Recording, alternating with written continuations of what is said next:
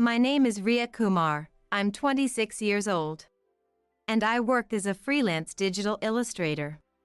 In order to save on rent, I'm currently living with my parents, which brings lots of issues. My family and I have had a strained relationship since I was young, and I often felt singled out. And our mother is strong, leaving me feeling as though I had no place within the family. Especially the alliance between my older sister, Becky. Becky is 2 years older than me, and my parents have always favored her. It seemed to me that I was nothing more than a nuisance in their eyes. "When are you going to move out?" they would ask. "Why do I have to?" "Because you're a nuisance." They would smirk and laugh at my discomfort. "I'll move out eventually. I just need to get my work going a little better first."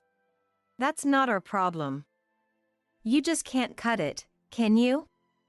All you do is sit at home all day, not even bothering to put on makeup or dress up. You've never even had a boyfriend.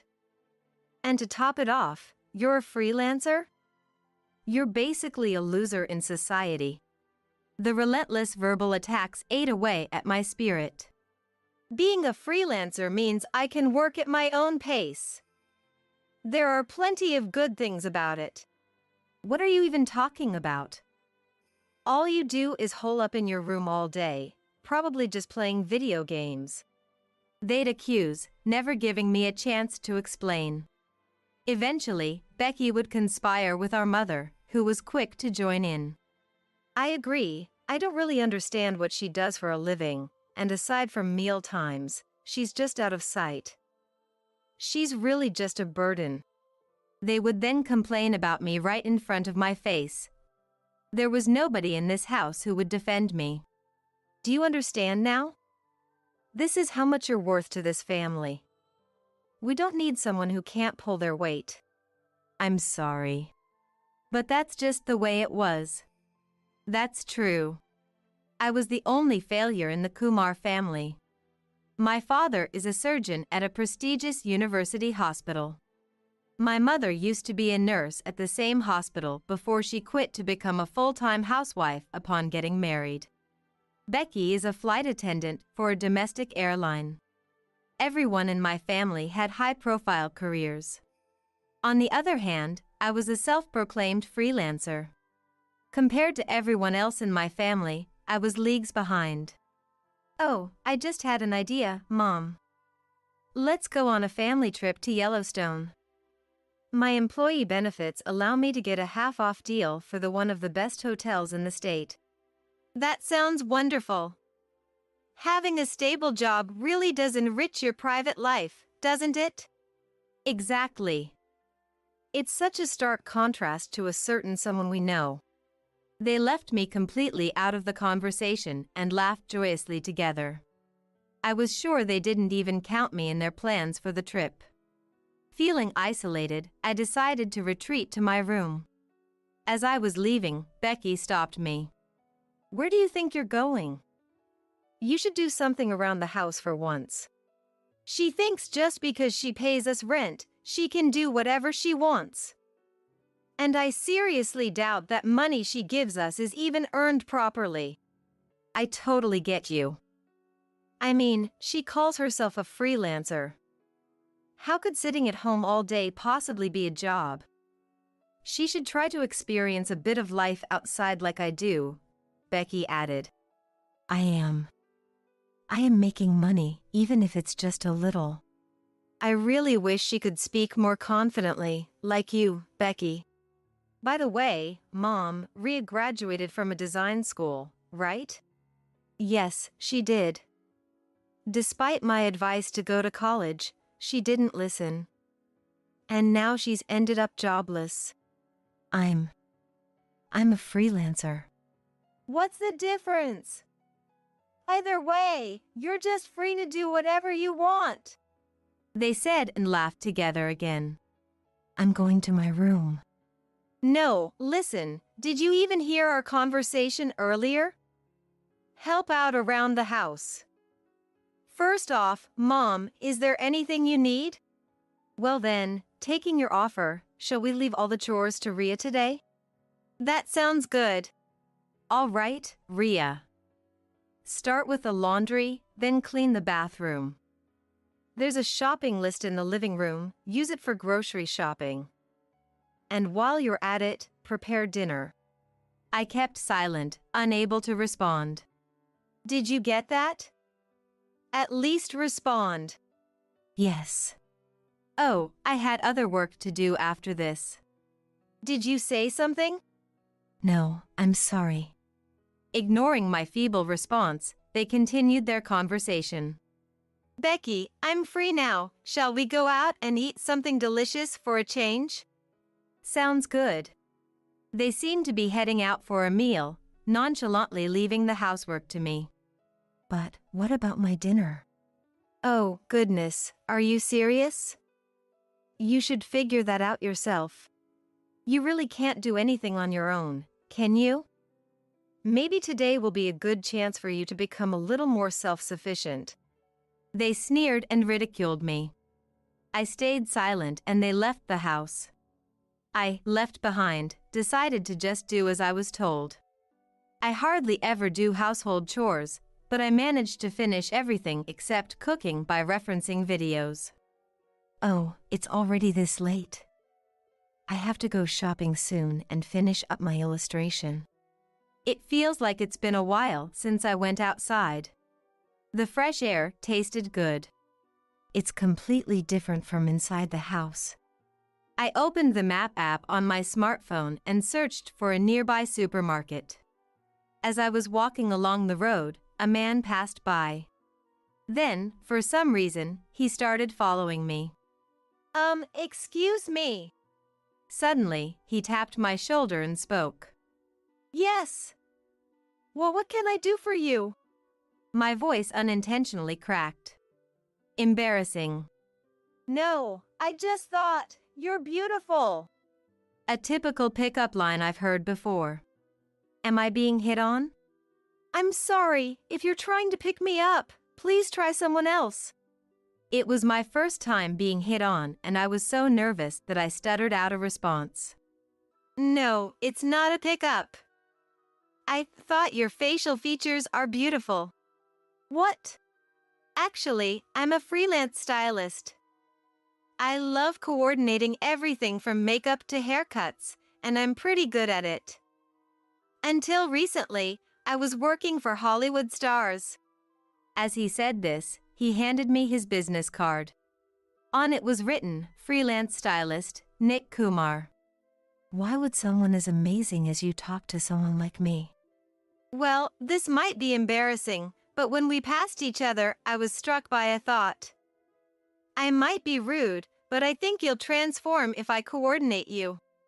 No, that's not possible. Won't you trust me a little? I thought he was joking at first, but his eyes were serious. He seriously wants to style me. Are you sure I'm the right person? I asked again without confidence. Of course. My fashion studio is right there. Can you come over now? It will only take about 30 minutes. 30 minutes. To be honest, I was scared to think about my mom and sister being home when I returned, but I didn't want to waste this opportunity, so I decided to accept. Yes, I can manage that. With that, we headed for his studio. The styling was really done in 30 minutes. Just as I thought. You are really beautiful. When I was handed a mirror and looked into it, I saw a stranger I didn't recognize. My eyes were accentuated and my nose appeared high. My hair was curled vertically, and most importantly, my entire face looked bright. Wow! Right? You are the most impressive among recent models. You are really beautiful. Oh, but it's past 30 minutes now. You should head home. In his excitement, he had started talking informally. Thank you so much. I bowed deeply. At that moment, my handmade business card fell out of my breast pocket. This. Ria. So your name is Ria. Can I keep this? Ah, but the illustration isn't really well drawn. I draw as a hobby, hoping to someday make a living out of it. As I explained, Nick was checking my business card with a serious gaze. This is professional level. Wow, impressive. That's a skill I don't have. Nick praised me sincerely. His words made me happy, and I gave him the business card. We chatted for a while after that. Before I knew it, another 30 minutes had passed and I was in a rush. We exchanged contact information and parted ways for the day. I started walking back towards the supermarket. When I finished shopping and got home, there was nobody home. Just as I was feeling relieved, I began to prepare dinner for my family, who could come home at any time, as instructed. I worked hard looking at a recipe online, but there was no sign of anyone coming home. Then the phone rang. Hello. Where the heck have you been wandering off to? Huh. Huh is not an answer. We came home earlier and you weren't there. Turns out my sister and mom had come home about an hour before I did. I'm sorry. I got held up shopping. No. How many hours do you need to shop? You're really slow. Let me pass the phone to Mom. Ria, your laundry is all wrinkly. The bathroom isn't clean at all. You're not back from shopping. What can you even do? I'm sorry. I'm tired of your apologies. Show me some results. I fell silent. My sister came back on the line. We're not coming home today. I'm staying at a hotel with Mom. A hotel? I've made dinner. I could hear their laughter. Don't make us laugh. We can't possibly eat what you cook. The hotel we're staying at has a restaurant run by a famous chef. You just eat your own cooking. Oh, and we almost forgot to mention. Starting from next month, you need to contribute an extra $300 to the household expenses. It's stress money for dealing with you. Bye. With that, they hung up the phone. I put in so much effort to cook. Ugh. I cried for the first time in a long while. As I was getting ready to eat, the notification light on my smartphone came on. The screen displayed Nick's name. Hello? Oh, good. You picked up. The call was about him asking me out. I, who had never dated a man before, thought it over and, after some hesitation, decided to accept his invitation. We continued our conversation over the phone, and before I knew it, I was voicing my complaints about my home. That sounds terrible. It's not fair for you, Ria. Are you alone right now? Yes, it seems like no one is coming home today. I see. I'd like to talk to you in person. Can you come to the park nearby where we passed each other earlier today? Yes, that's fine. And so, we met at the park. We continued our conversation about my family, and then the topic shifted to my work. Do your family know you're a digital illustrator? No, they don't. I see. Would you show me some of your illustrations if you don't mind? After a moment's hesitation, I showed him all the images I had saved. Nick looked at them intently. Wow, these are amazing. Not just the creativity, but the quality is high as well. I've seen many illustrators during my time working in Hollywood, but none can match this. His unexpected praise left me speechless for a moment. But I'm still a nobody. Totally unknown. What? With this quality, you're unknown? How are you looking for jobs? On Twister. I use hashtags and even put my face on the icon so people know it's me. Can I see it? I see. You should come to the studio right now. Wah! What? With that, he dragged me to the studio. There, I was suddenly done up with makeup and a hairdo, even made to change outfits. I'd only met this man today, yet I was dressed up twice by him. Sit there. I obeyed his instructions. And then, a bright flash, he took a photo of me. Set this as your Twister icon. And write something like this. Oh. Okay. I did as he told me, and when I closed the app, my phone rang. I'm sorry, excuse me for a moment. Hello. Oh, Rhea? We're going on a 3-day, 2-night trip to Yellowstone from tomorrow. Wait a second. I haven't heard anything about this. Ignoring my protest, she told me, well, that's the plan. Don't be late, and hung up on me. Are you okay? Yes. I relayed the content of the call to him. I see. It's clear they're picking on you. It's obvious they're excluding you. Normally, they would tell you the destination and details, right? Yes, they would. Nick pondered for a moment, then said, That's it. I've got a great idea. Rhea, let's go to Florida on the first flight tomorrow morning. Out of the blue, he came up with a wild idea. Wah! What? To Florida? Yes, Florida, Walt Disney World Resort. Because it's strange, isn't it? They're excluding you. So, let's go somewhere better and surprise them. Make your sisters jealous. But all of a sudden, I don't have the money. You don't have to worry about money. Do you have your passport, though? I do have a passport, but isn't traveling abroad expensive? I told you before, I've been working in Hollywood, so I have plenty of money. I've been saving it without anything particular to spend it on. Do you want to go, Rhea? Or not? Well, I do want to go. Then it's settled.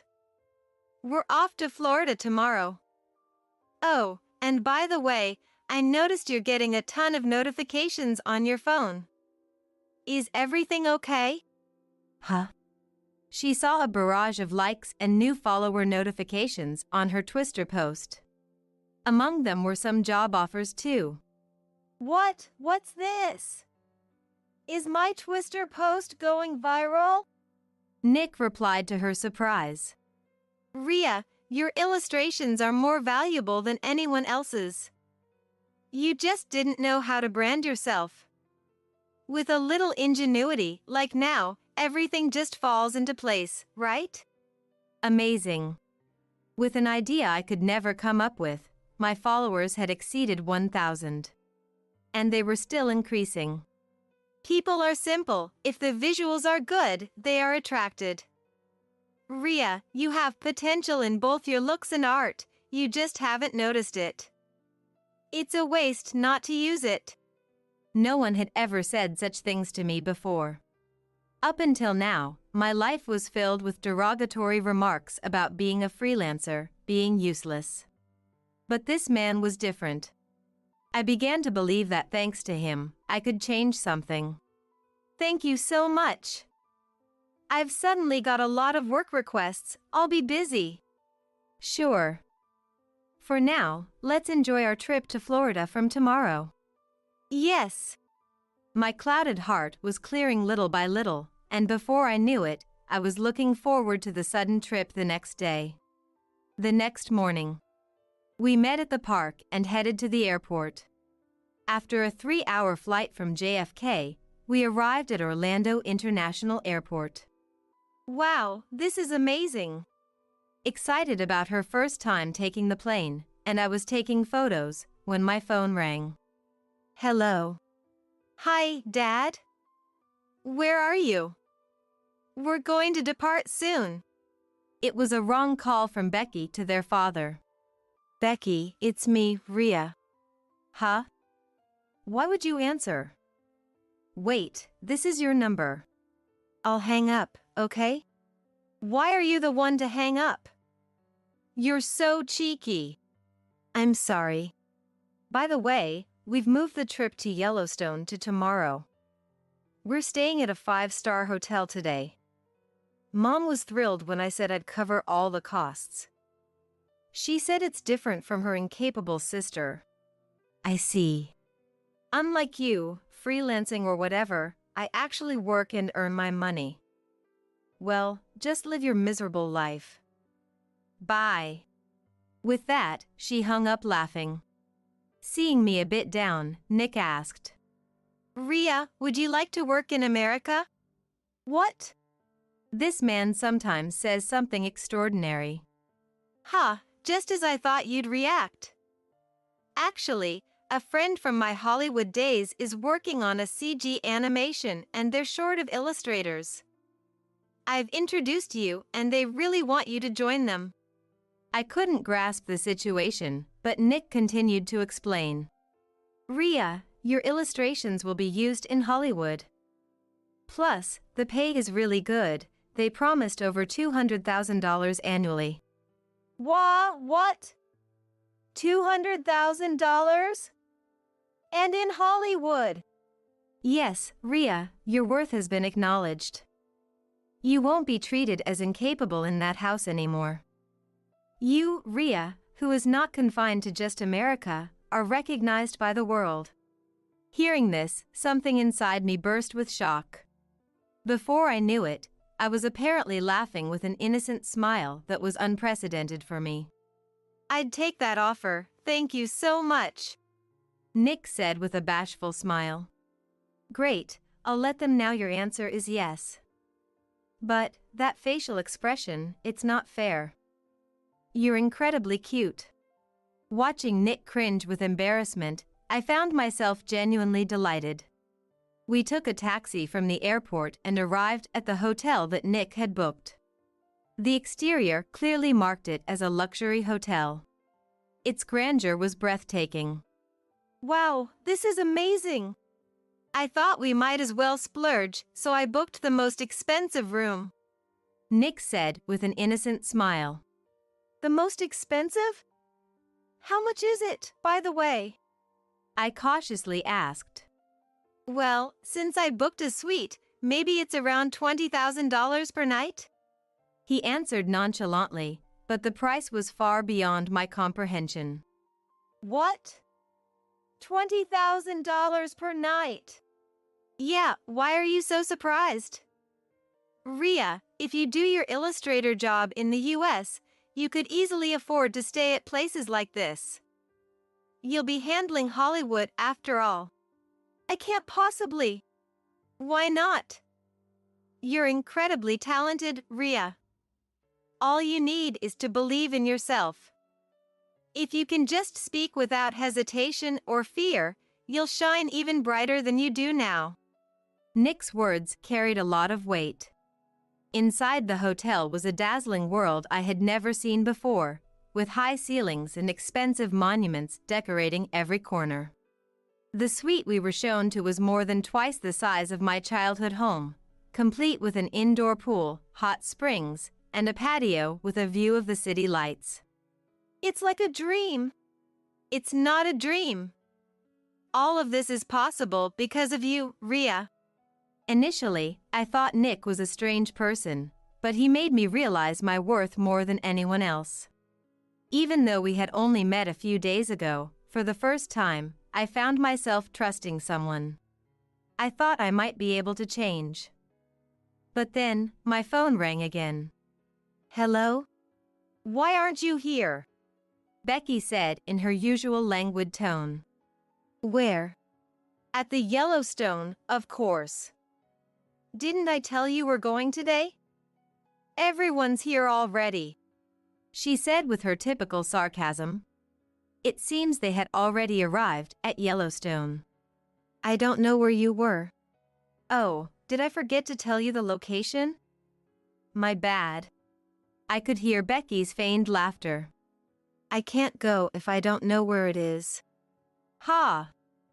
You're so forgettable I totally slipped my mind. Sorry about that. Oh, I've got an idea. We'll just enjoy ourselves on your behalf. Before, I might have been deeply hurt by each of these words. But thanks to Nick, that was no longer the case. Sure, have fun. Perhaps my response wasn't amusing to Becky, because she retorted. Excuse me? Have fun? You wish you could be here. This is all happening because you're useless and broke. Silent, I could only listen as Becky continued her tirade. Yesterday's hotel cost $500 per night. You've never stayed anywhere that nice, have you? The dinner was delicious, and today we're going to the hot springs. There's an open-air bath. You'd be better off in your own bathtub at home, so it's good that you're not here. Honestly, if you're going to stay shut in your house all the time, what's the point of you even being alive? Was she roaring with laughter? Becky's laughter must have been audible to Nick as well. And that's when I snapped. Her words that questioned my worth as a human being had struck a nerve. Because the person who helped me find that worth was right here with me. I couldn't bear hearing someone badmouth Nick, and it hurt. I decided then and there to be stronger. I unflinchingly retorted to my sister's comment. That's a cheap hotel. There was a slight pause at the unexpected reply. She apparently didn't think I'd argue back. As expected, my sister fought back. Haha, what are you talking about? Have you lost your mind? A cheap hotel costs $500? And you, who can't earn a steady income, are saying that. Mom, listen to this. It's really funny. With that, she called out to our mom, sneering, and I could hear my mom's voice from the phone. Just because you can't beat your sister, it's obvious you're trying to show off. Your sister works hard as a flight attendant and is supporting us.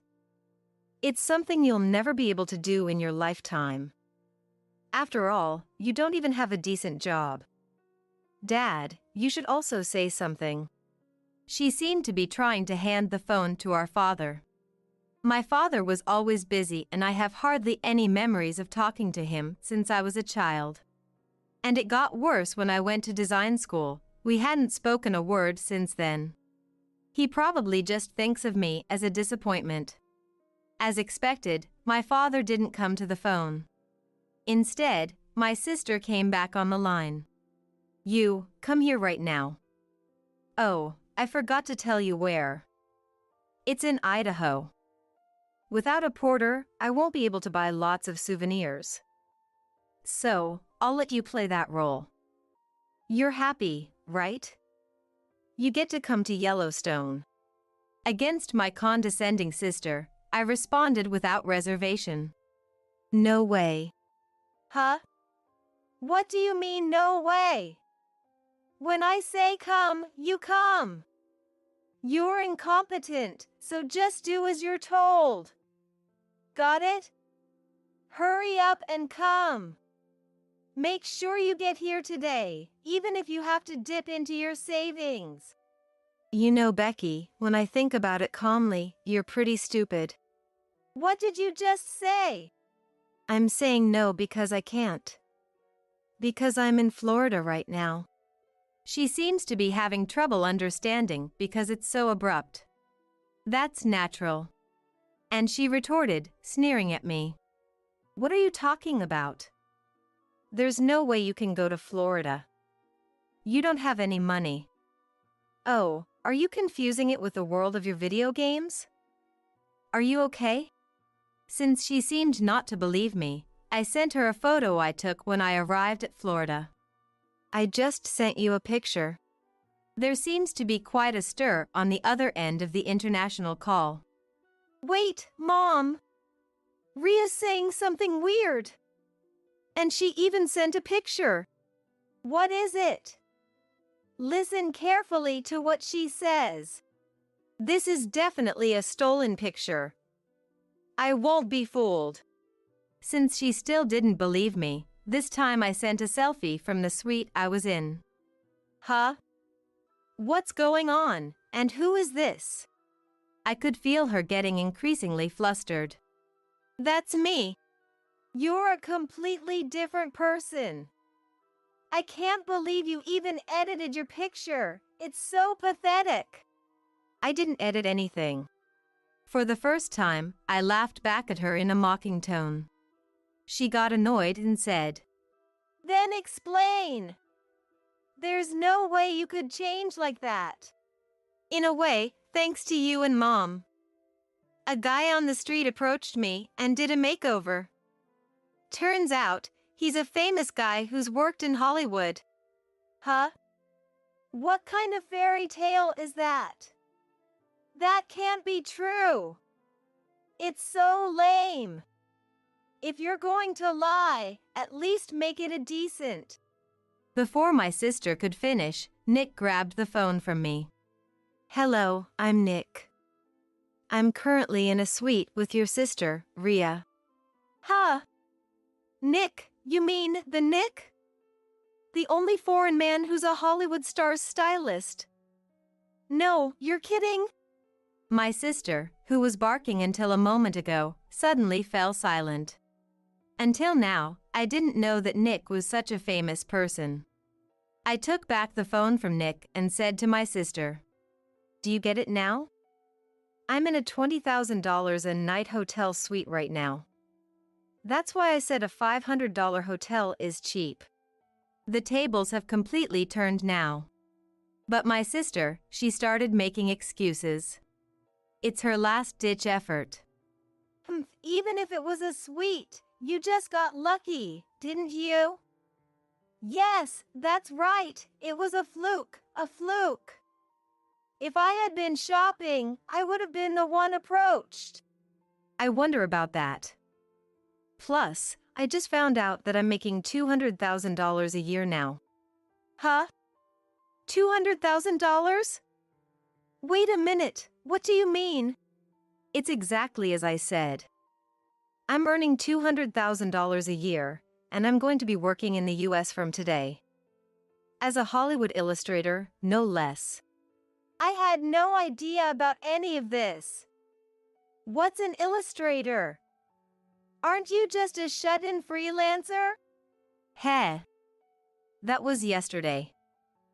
As of today, I've transformed into Rhea Kumar, a Hollywood illustrator earning $200,000 a year. I'd bet I'm earning more than you now. Oh, don't worry. My language skill isn't better than yours. You can rest easy about that. You'll always be flying around domestically. That's your job after all. You're making fun of me. I'm just giving back what I received. You used to look down on me for being a freelancer. How does it feel to fly in the sky? I wonder if it feels liberating to be flying around. Heh, in a way, aren't you a freelancer too? Don't make fun of my job. Okay. But you always act like the one who earns more is superior, so if I make fun of you, it's only fair, right? My sister was unable to retaliate and fell silent. I bid farewell to her in this state. Well, that's how it is, sis. I won't be doing anything for you guys anymore. Good luck. With that said sarcastically, I heard my sister's voice faintly. Mom, I'm frustrated. That Rhea. I can't believe I lost to her. It seems like my mom was at a loss for words too. Only a quiet atmosphere could be heard from the other end of the call. I didn't care about any of that and hung up the phone. Although it turned into a long call, Mr. Kumar, or Nick as he is known, waited patiently without saying anything. Then, Rhea, you've completely changed in just these 2 days. Your aura, your personality, everything. You're shining now. Will you go out with me? And will you live with me here, in America? It was the first time someone had confessed their love to me, but I had no doubts. I felt that if I stayed with him, my life would go well. Yes, I'd be delighted. I look forward to our future together. With a smile, I accepted his confession and we began dating in America. Overlooking the night view, tilting our champagne glasses, we toasted. There were messages on my phone from my mom and sister saying, "Let's start over," but I ignored them. From then on, both our work and private lives went smoothly, and a year later, we got married. I've gotten used to life in America, and I'm full of life now. It's all thanks to him. I vowed to do my best in life so as not to betray his expectations. Every day from then on, Miss Harris kept bragging about her fiancé. He was highly educated and well off, coming from a reputed family that lived in a luxury residential area in the city. "I'll invite you, Miss Thompson, to my wedding as your last chance to see something splendid." I had no intention of attending such an event. I didn't care about seeing her in her wedding dress, and I was sure I'd be seated with the other female employees. No matter how glamorous the venue or how delicious the food might be, I didn't want to go. As I was thinking that, Miss Harris said, "Oh, right. I'll show you a picture of his house," and started operating her smartphone. "Ah. Found it. This is it." Saying that, Miss Harris brought her smartphone screen closer to me. There was a house I recognized. "It's amazing, isn't it? The luxurious and wonderful house is his family home. They must be incredibly wealthy," Miss Harris was saying, but my eyes did not leave the screen of her smartphone. "Oh my, are you surprised? If you want, I can show you pictures inside the house as well." When she slid the photo, a sight I was even more familiar with appeared. It's a luxurious house that you, Miss Thompson, probably couldn't even dream of entering. Are you envious?" Cutting off what she was saying, I hurriedly spoke. This is actually my family home." My name is Kimberly Thompson, an employee at a small to medium-sized company. I am already 34 years old, but still single. I've been working at the company where I got a job right after graduating college for over 12 years now.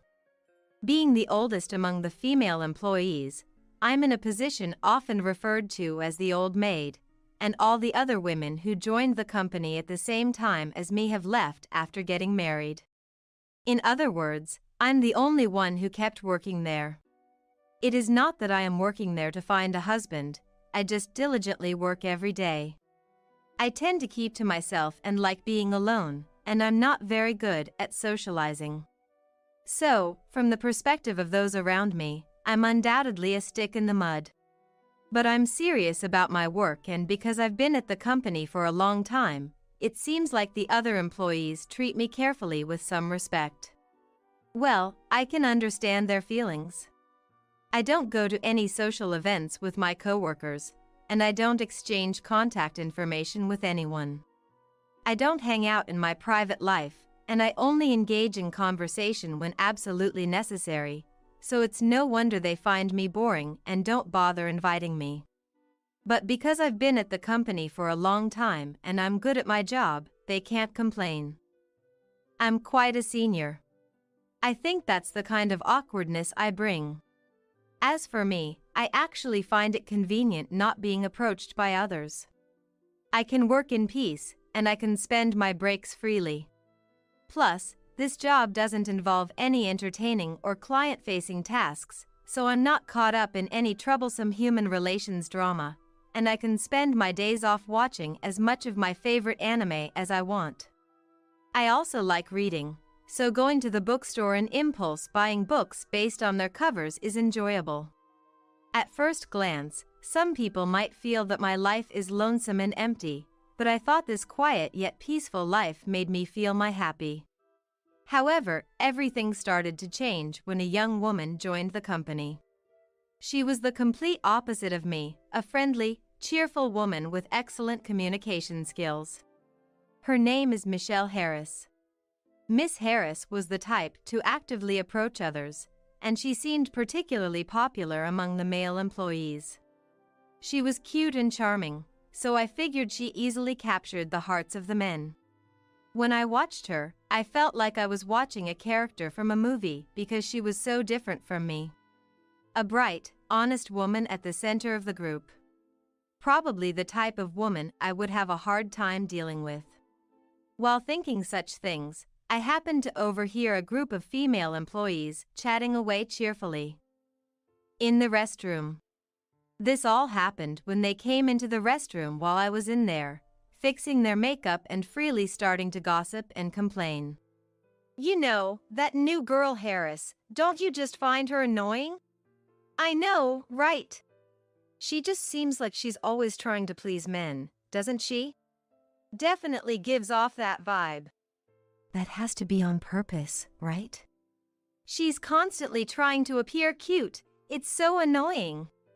Her only appeal is that she's young, isn't it? She can't even do her job properly. Isn't it embarrassing to just chase men all the time? Such harsh words. It's only natural that a new employee can't do their job as well. Moreover, I thought to myself that maybe Harris has to rely on the male employees because you guys aren't properly teaching her how to do her job. I have a habit of occasionally observing Harris, who is so different from me in appearance and personality. I have seen her being coldly dismissed by the female employees several times. Every time, Harris looked downhearted and ended up talking to a male colleague. So, I don't think she's trying to win over the men. She's just cornered into such situations. I'm sure these female employees gossip about me too, just with different content. If Harris is spoken about like this, I'm sure I get it worse. I'm probably just not seeing it because I'm the oldest among the female employees and can do my job well. Interpersonal relationships can be so exhausting. I'm glad I don't have to get involved. Thinking that, I sat on the toilet until they finished fixing their makeup and left. Then, on another day, Harris was unusually mingling and talking with the female employees.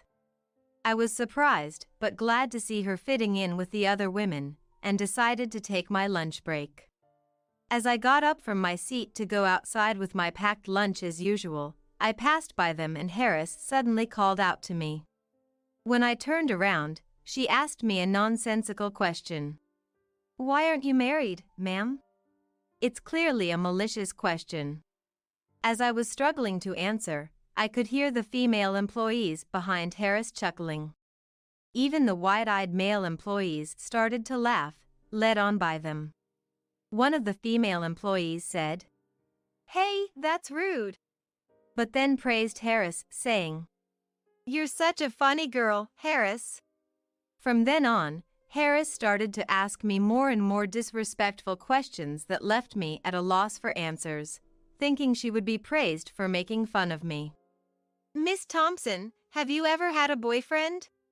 How many years have you not had a boyfriend? How many people have you been with? Are you, by any chance, not interested in men?" Harris kept asking me these personal questions without considering my feelings at all. And the level of disrespect only increased over time, and the surrounding employees seemed to find it amusing, encouraging Harris as if they wanted her to do more.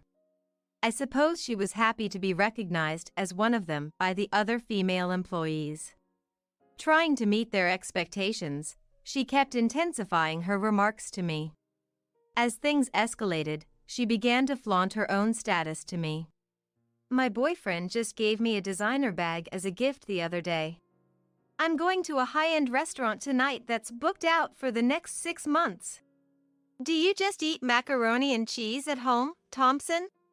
This kind of petty one-upmanship had been her modus operandi. "Miss Thompson, you don't seem to have any connection with luxury items. How pathetic," she would throw in with her sarcasm. Rather than feeling angry, I was beginning to find it impressive. As this silly back and forth went on, I found myself increasingly burdened with Miss Harris's work. Miss Harris, who was rather overbearing, had an invincible disregard for fear. The other female employees seemed unable to deal with her, and she rapidly turned into a monster. Then, one day after some time had passed, something happened.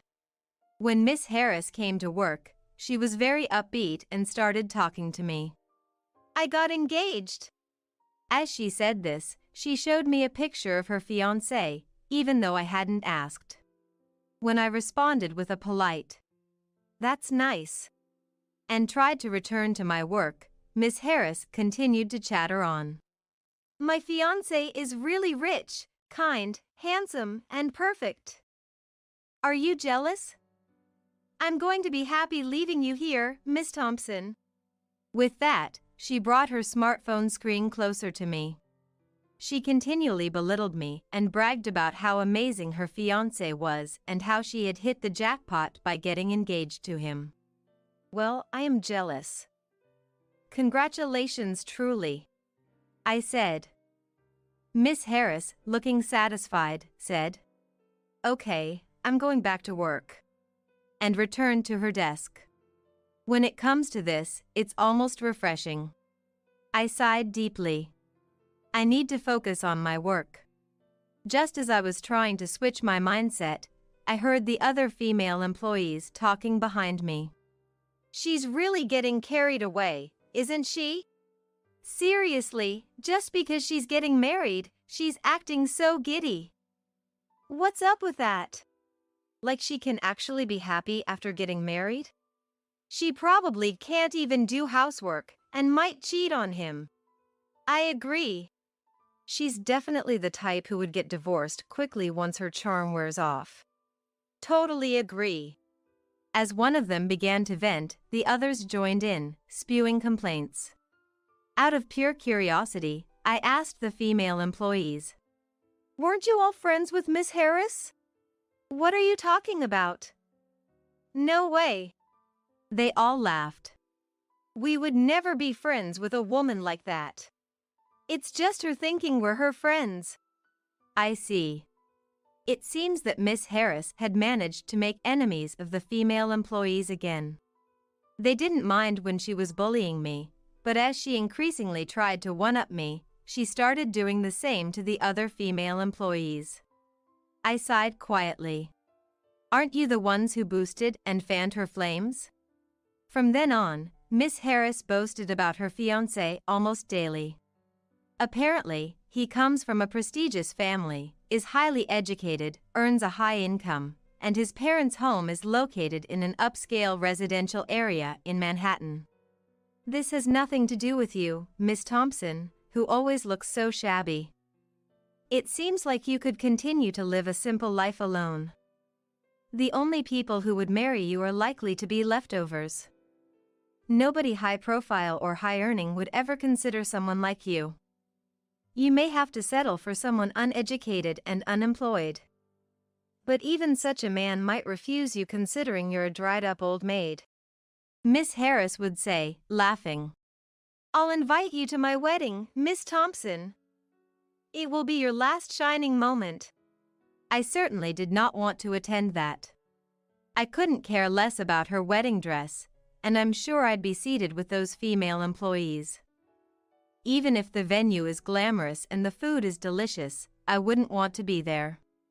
As I was thinking this, Miss Harris said, "Oh, I just remembered. I'll show you a picture of his parents' house." And she began manipulating her smartphone. I wasn't interested in her fiancé's parents' house at all. "Oh, I found it. This is it," Miss Harris said, bringing her smartphone screen closer to me. I saw a house that looked familiar. "Isn't it amazing? Such a gorgeous and wonderful house being his parents' home. They must be extremely wealthy. All this will eventually be mine. I'm on top of the world. I'm now part of the rich gang. If I feel like it, I'll invite you over, Miss Thompson." Miss Harris said this, but my eyes couldn't leave the screen of her smartphone. Oh my, did that surprise you? Feel free to take a look at the pictures of the interior as well. As she slid the photos across, more familiar scenes appeared. This is. You can't see or enter such a luxurious house, can you? Are you envious? I cut her off in a hurry and said, This is actually my parents' house. What? What are you talking about? Well, I mean, this house in the photo. When I said that, Miss Harris looked shocked. Huh? What are you saying?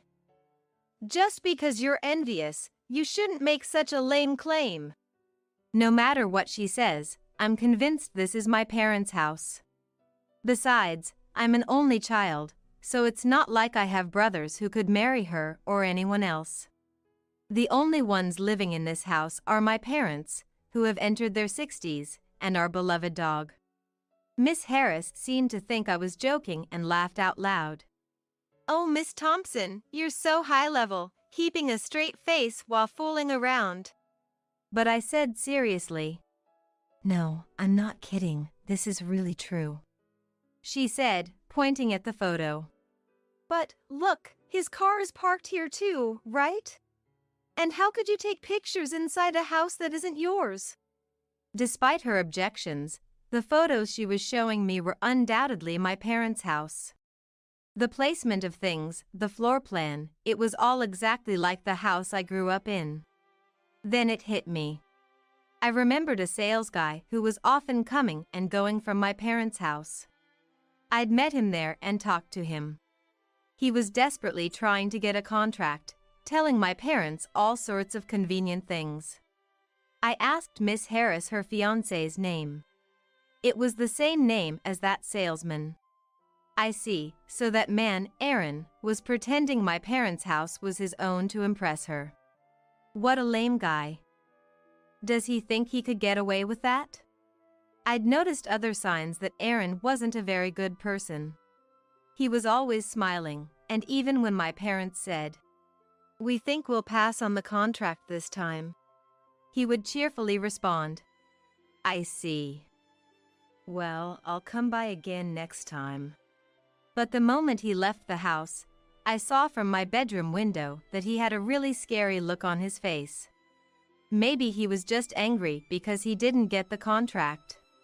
But it left me a really bad feeling.